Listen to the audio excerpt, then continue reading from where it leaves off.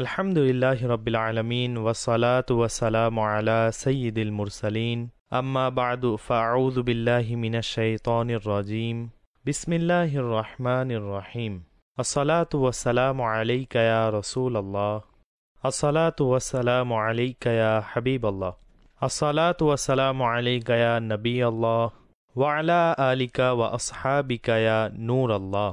মাদানী চ্যানেলের দর্শকবৃন্দ, আলহামদুলিল্লাহ আমাদের অনুষ্ঠান কোরআন কি বলে এর সাথে উপস্থিত হয়েছি।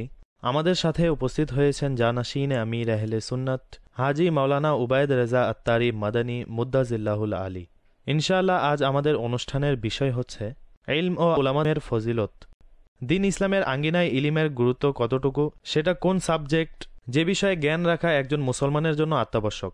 ওলামায়ে দিনের, ওলামায়ে ইসলামের কি মর্যাদা রয়েছে, কি ফজিলত রয়েছে, আর পৃথিবী ছাড়াও আখিরাতে ওলামাদের মর্যাদার আসন কি, এবং আলিমদের বিষয়ে যারা মন্দচারী করে, আলিমদেরকে তুচ্ছতাচ্ছিল্য করে অথবা তাদের সাথে শত্রুতা পোষণ করার বিষয়ে ইসলামী শরীয়ত কি বলে, ইনশাআল্লাহ জানাশিন আমির আহলে সুন্নাতের কাছ থেকে জানব। দুরূদ শরীফের ফজিলত অন্তর্ভুক্ত করব অনুষ্ঠানের মাঝে, অতঃপর ইনশাআল্লাহ প্রশ্নবলীর সাথে জানাশিন আমির আহলে সুন্নাতের দিকে অগ্রসর হব। হাদিস শরীফে বর্ণিত আছে, নবী রাহমাত শফি উম্মাত সাল্লাল্লাহু তাআলা আলাইহি ওয়া আলিহি ওয়াসাল্লামের মাহাত্ম্যপূর্ণ ইরশাদ হচ্ছে, যে আমার প্রতি একবার দুরূদ শরীফ পাঠ করে আল্লাহ রব্বুল ইজ্জাত তার জন্য এক কিরাত সওয়াব লিখে দেন, আর এক কিরাত উহুদ পাহাড় সমপরিমাণ। সল্লু আলাল হাবিব সাল্লাল্লাহু তাআলা আলা মুহাম্মদ সাল্লাল্লাহু তাআলা আলাইহি ওয়াসাল্লাম। হুজুর, আজকের আমাদের বিষয় হচ্ছে ইলম ও উলামাদের ফজিলত। এই বিষয়ে ইরশাদ করুন যে কোরআনে মাজিদ ফুরকানে হামিদে ইলম ও উলামাদের কি তাৎপর্য বর্ণনা করা হয়েছে। আলহামদুলিল্লাহি রাব্বিল আলামিন আসসালাতু ওয়াসসালামু আলা সাইয়্যিদিল মুরসালিন আম্মা বা'দু ফাউযু বিল্লাহি মিনাশ শাইতানির রাজীম বিসমিল্লাহির রহমানির রহিম আসসালাতু ওয়াসসালামু আলাইকা ইয়া রাসূলুল্লাহ ওয়া আলা আলিকা ওয়া আসহাবিকা ইয়া হাবিবাল্লাহ আসসালাতু ওয়াসসালামু আলাইকা ইয়া নবিয়াল্লাহ ওয়া আলা আলিকা ওয়া আসহাবিকা ইয়া নূরাল্লাহ। জি হ্যাঁ, কোরআনে মজিদে ইলম ও উলামার বিষয়ে বিভিন্ন ফজিলত বর্ণনা করা হয়েছে। ইনশা আল্লাহ তাআলা এ বিষয়ে আমি 3 আয়াতে কারিমা পেশ করছি। সূরা আলে ইমরানের 18 নম্বর আয়াতের মধ্যে আল্লাহ তাবারক ওয়া তাআলা ইরশাদ করেছেন, শাহিদাল্লাহু আন্নাহু লা ইলাহা ইল্লা হুয়া ওয়াল মালাইকাতু ওয়া উলুল ইলমি কাইমান বিল কিসত লা ইলাহা ইল্লা হুয়াল আজিজুল হাকীম। কানজুল ইমানের অনুবাদ, আল্লাহ সাক্ষ্য প্রদান করেছেন যে তিনি ব্যতীত আর কোনো উপাস্য নেই, আর ফেরেশতাগণ এবং জ্ঞানীগণও ন্যায়নীতির উপর প্রতিষ্ঠিত হয়।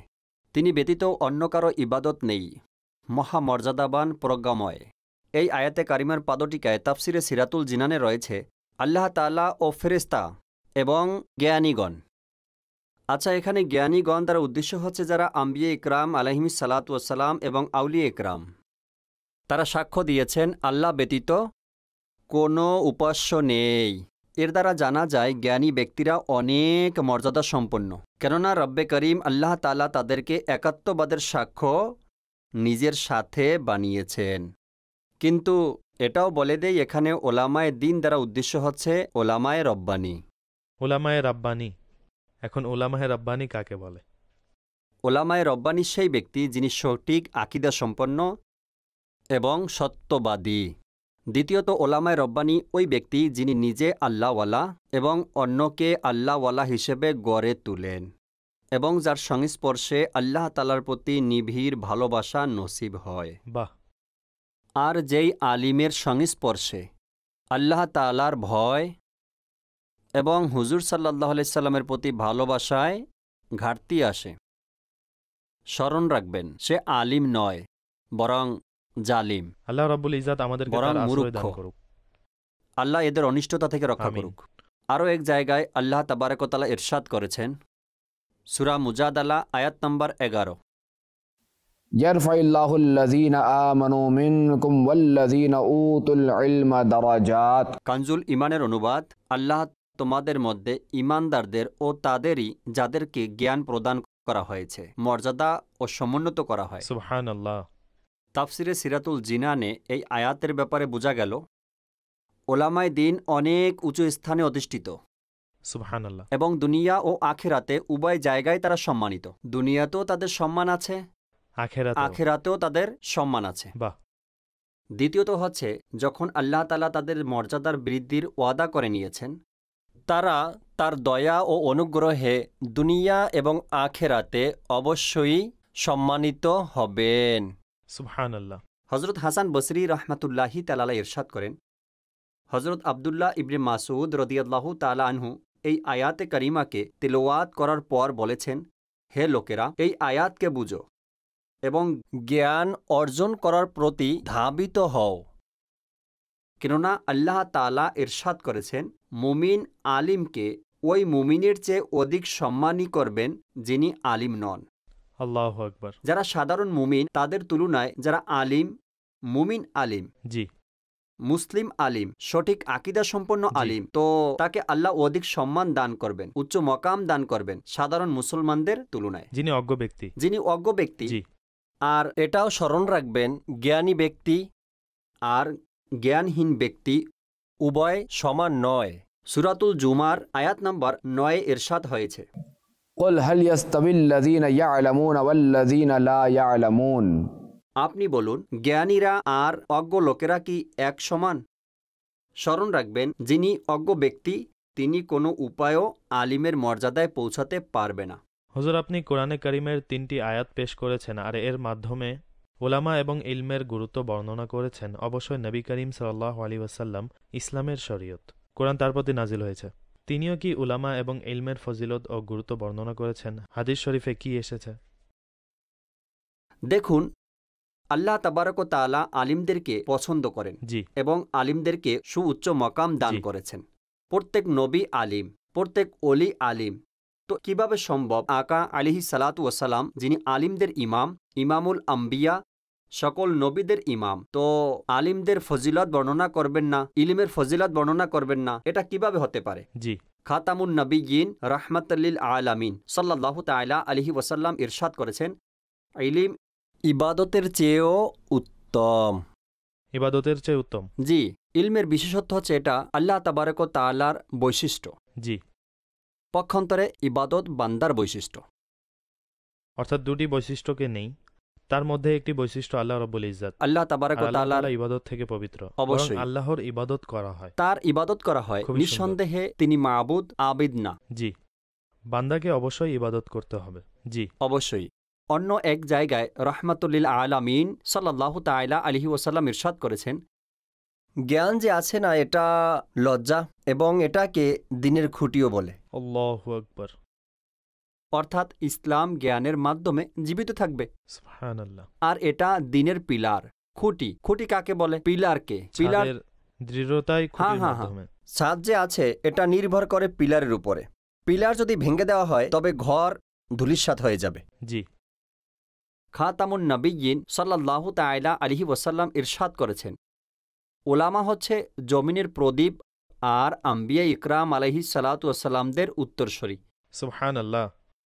অর্থাৎ উলামারা হচ্ছে ল্যাম্প, আর ল্যাম্পের মাধ্যমে মানুষ উপকৃত হয়। ল্যাম্প, হারিকেন, বাল্ব, আলো যার মাধ্যমে পাওয়া যায়।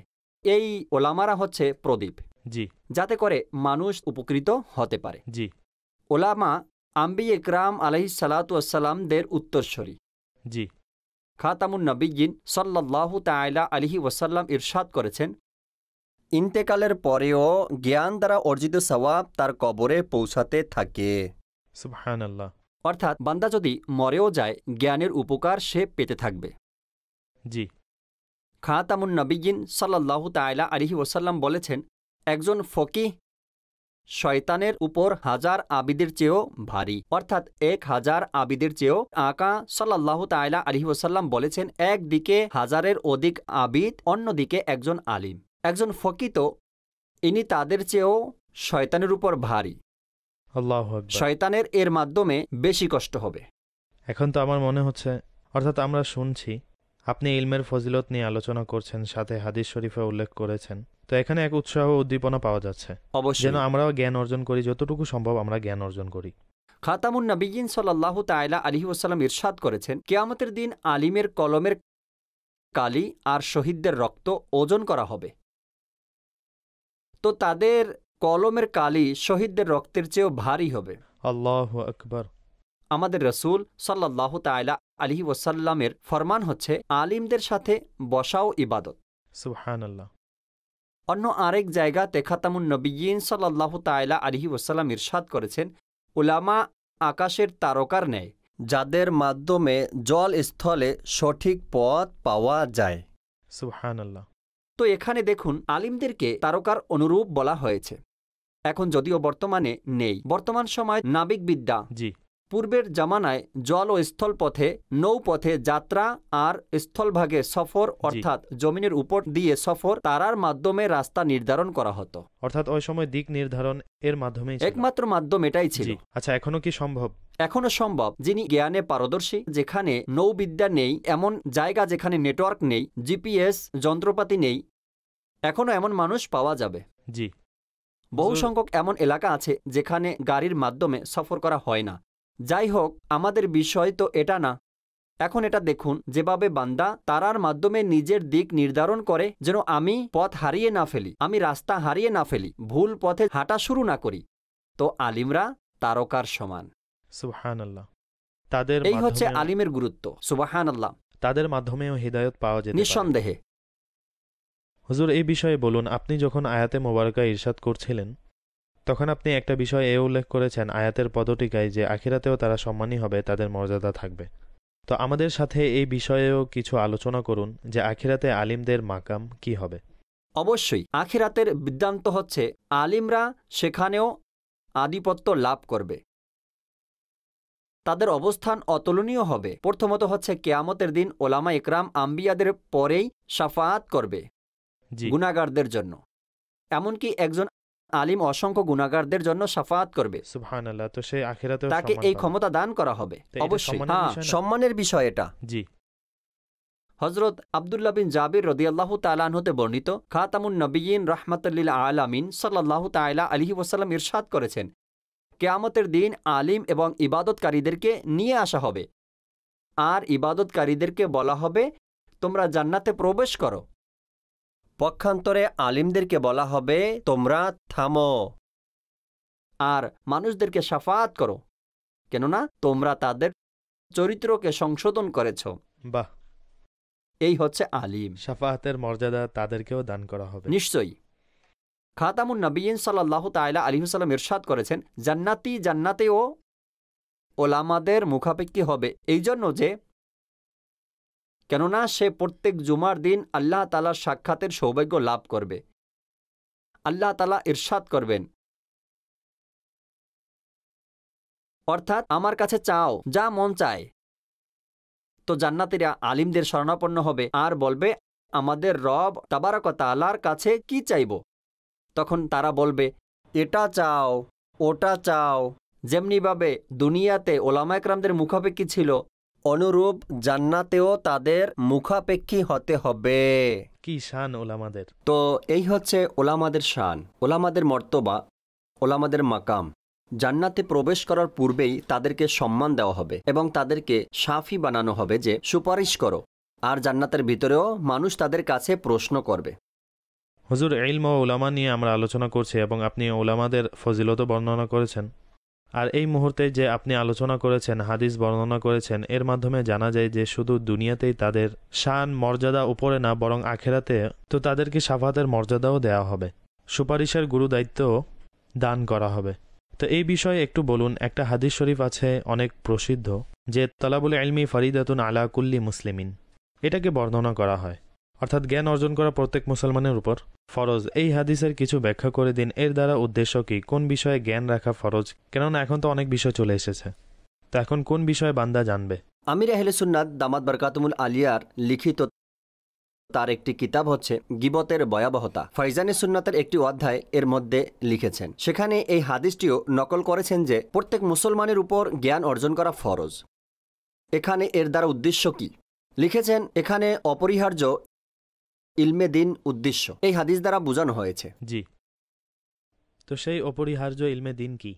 তো সর্বপ্রথম মৌলিক আকিদাই সম্পর্কে জানা ফরজ, যার প্রতি সঠিক আকিদা ধারণ করে মুসলমান হতে পারবে। ইমান ও আকিদা সুরক্ষিত রাখতে হবে। এরপর নামাজের শর্ত ও ফরজ এবং নামাজ ভঙ্গের কারণ, কেননা নামাজের কিছু শর্ত আছে কিছু ফরজ আছে, নামাজের ভঙ্গের কিছু কারণও আছে। যেমন বান্দা যখন হাত বেঁধে নামাজের মাঝে কোনো কাজ না হয় যার ফলে নামাজ ভেঙে যায়, জি, তো এই বিষয়ে জ্ঞান রাখা আবশ্যক। জি। এরপর সঠিক হচ্ছে বলেছেন আপনি। রমজান মাসের আগমন ঘটল, তো এখন রোজার মাসালা শিখা আবশ্যক। তো এখন বিষয় হচ্ছে আমাদের এখানে বিভ্রান্ত হয় ফজরের আজান নিয়ে।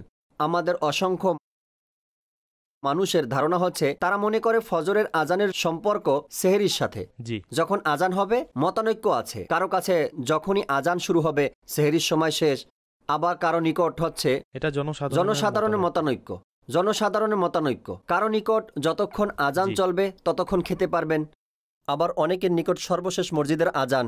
জি।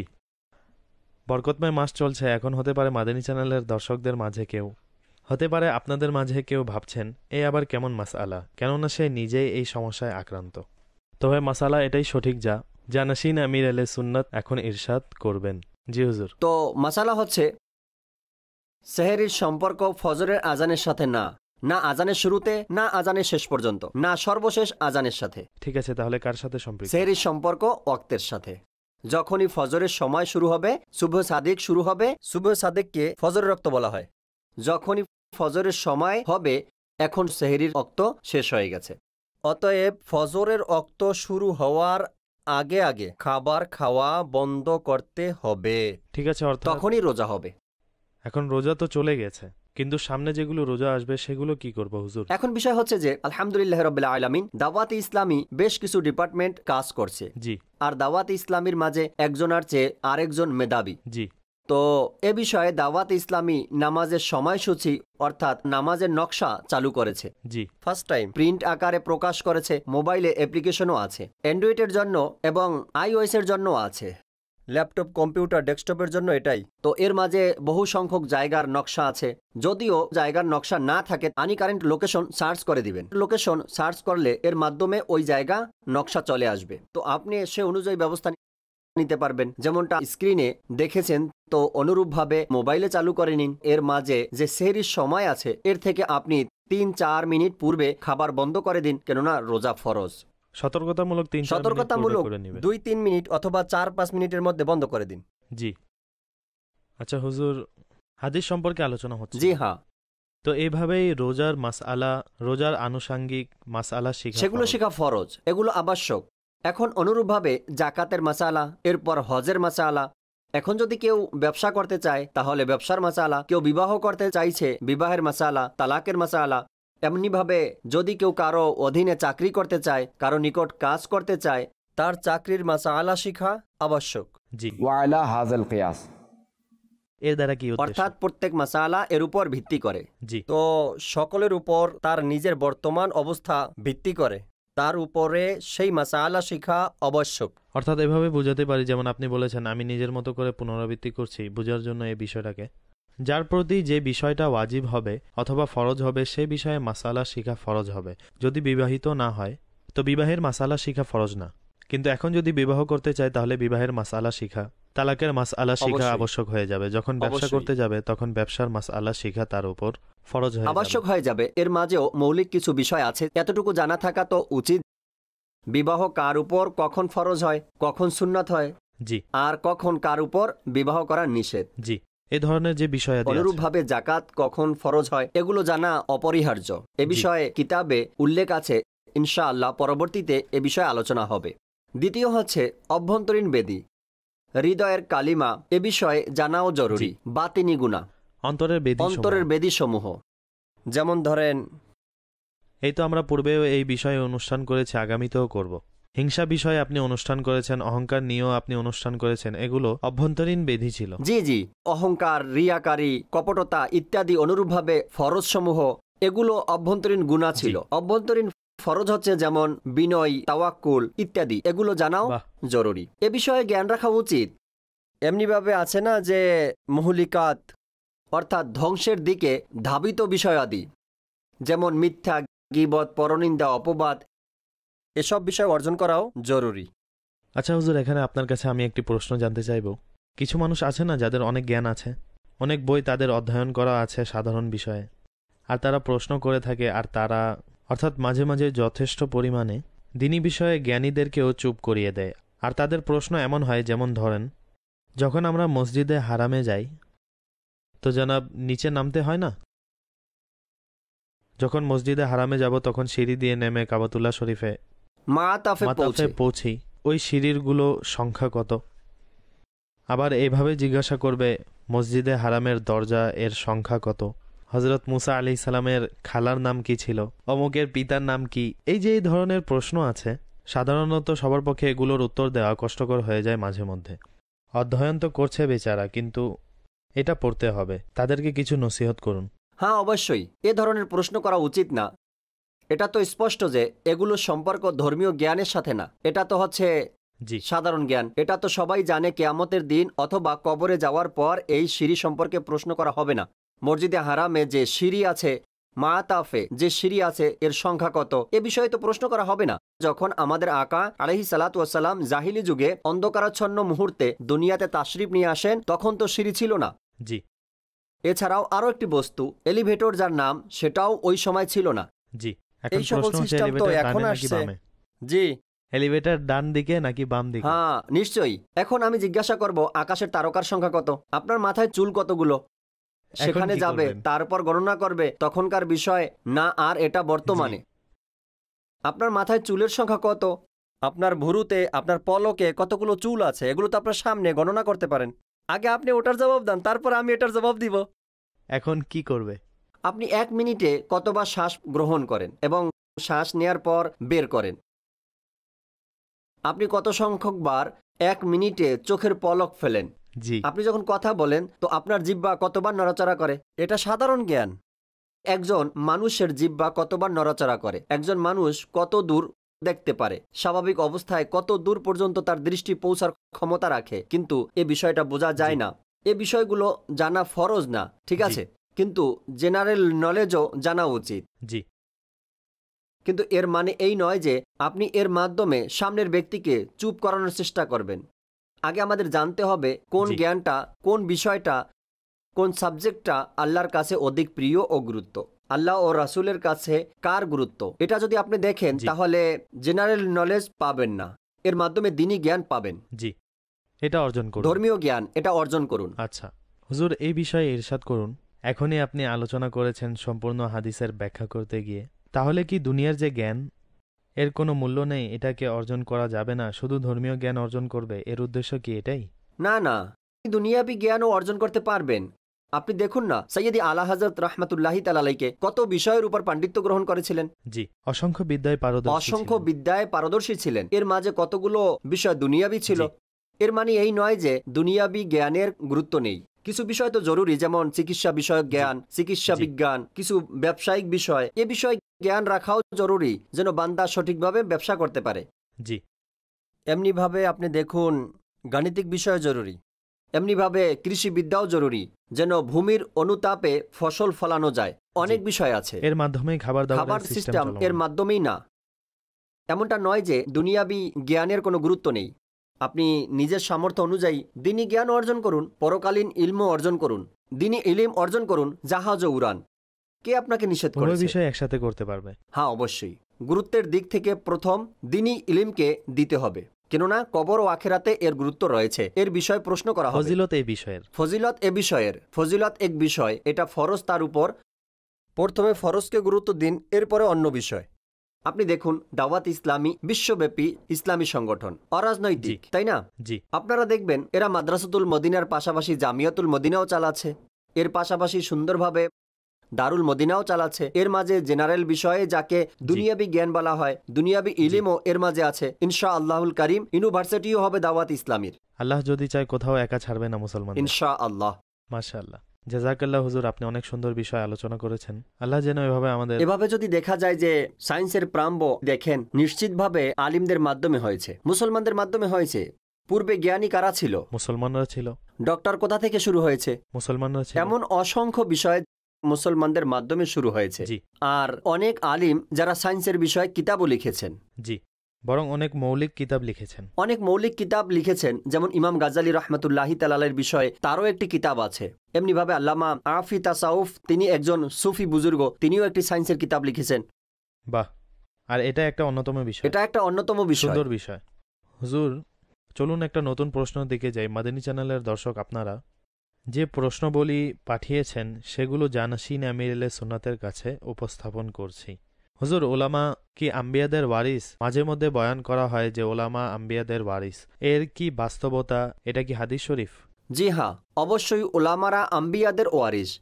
খাতামুন নবিয়িন রাহমাতাল্লিল আলামিন আলাইহি সালাতু ওয়াসালাম ইরশাদ করেছেন, নিশ্চয়ই ওলামাগণ আম্বিয়াদের ওয়ারিস, এবং নিশ্চয়ই আম্বিয়াগণ দিরহাম ও দিনার এজন্য ছেড়ে যাননি, বরং ইলিমকে মিরাস ছেড়েছেন। বাস, যে ইলিম অর্জন করেছে সে বড় অংশ অর্জন করেছে। অতএব ওলামা ইকরাম আম্বিয়া আলাইহি সালাতু ওয়াসালামদের ওয়ারিস। এটা কি হাদিস শরীফ? এটা হাদিস শরীফ, প্রিয় নবী আলাইহি সালাতু ওয়াসালাম এর বাণী। সুবহানাল্লাহ। মাদানী চ্যানেলের দর্শকবৃন্দ, অনুষ্ঠান কোরআন কি বলে, আর আজকে আমরা ইলম ওলামাদের ফজিলত শুনেছি। দুনিয়া ও আখিরাতে তাদের যে প্রতিদান, যে বিনিময়, যে ক্ষমতা আল্লাহ প্রদান করবেন, আল্লাহ করুক যেন আমরা ইলমে দিন অর্জন করি, আমাদের ভবিষ্যৎ প্রজন্মকে ইলমে দিনের মাধ্যমে সজ্জিত করি। দাওয়াত ইসলামী এই বিষয়ে আমাদের সহযোগিতা করছে। মাদ্রাসাতুল মদিনা আছে, জামিয়াতুল মদিনা আছে, এখান থেকে আমরা ইলমে দিন খুব অর্জন করতে পারি। মাদিনী চ্যানেল আছে, মাদিনী মুজাকরা আছে, এগুলো ইলমে দিনের মাধ্যম। যাই হোক, ইলমে দিন অর্জন করতে থাকুন এবং আলিমদের সম্মান ও মর্যাদা দিন এবং তাদের সাথে সুসম্পর্ক বজায় রাখুন। আল্লাহ তাআলা আমাদেরকে আমল করার তৌফিক দান করুক। মাদিনী চ্যানেল দেখতে থাকুন। সাল্লু আলাল হাবিব সাল্লাল্লাহু তাআলা আলা মুহাম্মদ সাল্লাল্লাহু তাআলা আলাইহি ওয়াসাল্লাম।